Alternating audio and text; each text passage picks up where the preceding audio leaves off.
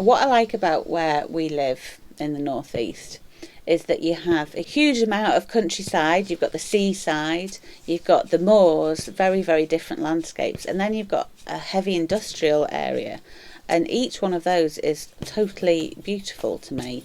I mean, I was born in Middlesbrough, but I've spent my whole life on the moors. That's where I grew up, and that's really where my heart and my soul is. That's what brings me total peace. And I don't normally start a big project unless I'm really, really excited about it. It's normally quite personal, so it's something that I don't mind being with for a good week or two. I like the challenge, so I could sit and stitch forever.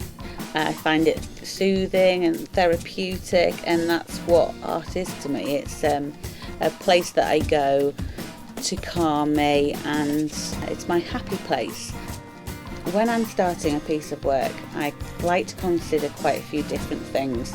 Colour and texture are my main aims. I create texture not just through the fabrics that I'm using and the obvious things like velvets and satins and silks and cottons. I like to consider the threads as well and their texture. So wool and yarn, silk thread, cotton thread, darning wool, all have very, very different thicknesses, and they impact the fabric that they are stitched through. Each of those elements create very, very different effects, and I like the different plays between that and exploring those within a piece of work, because it's not planned, it grows organically. Mixing that with different threads and different stitches, then that again is creating more layers and more textures, mirroring the moors in which I grew up on originally. And if you look in detail in the moors, you can see the heather and the tiny specks and the tiny buds and the new growth, and then underneath the heather you can see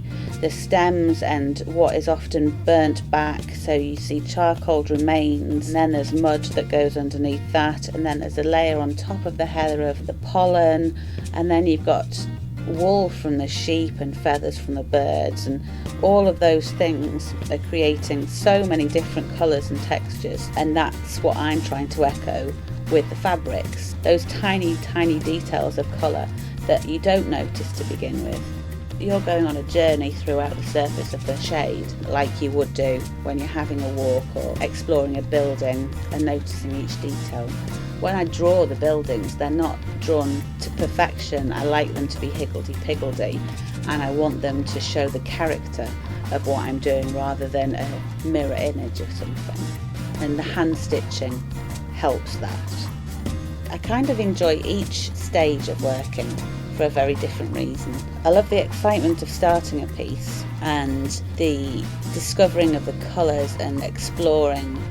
I enjoy creating it. Once I've started stitching for a while, I become anxious to start the next phase, which is making it into the shade and seeing it. So each new stage of creating I'm excited about, and then seeing it transform into a round is really enjoyable, because it changes the entire thing from something that was flat and very two-dimensional into something that seems more alive.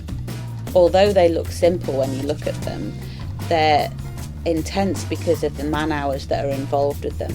Everything is hand stitched, so it takes 10 times longer than you would think it might. It's not just a drawing. I can't draw one line in 3 seconds.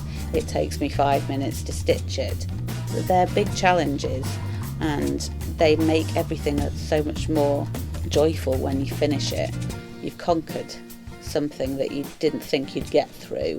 When you see a picture of my work, you see a pretty picture, but when you touch it and you see it in real life, there is something else that's incorporated in there. There is my soul and my personalities in there.